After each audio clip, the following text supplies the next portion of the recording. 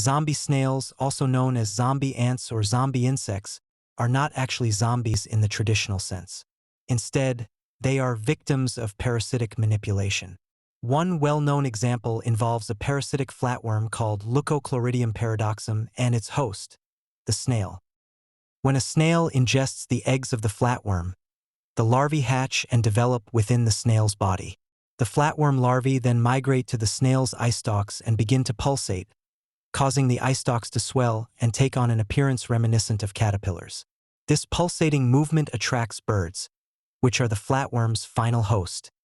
Once consumed by a bird, the flatworm reproduces within the bird's digestive system, and its eggs are excreted in the bird's feces, which can then be ingested by other snails, continuing the parasite's life cycle.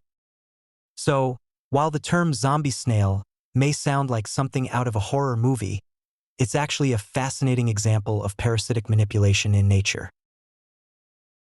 So, while the term zombie snail may sound like something out of a horror movie, it's actually a fascinating example of parasitic manipulation in nature.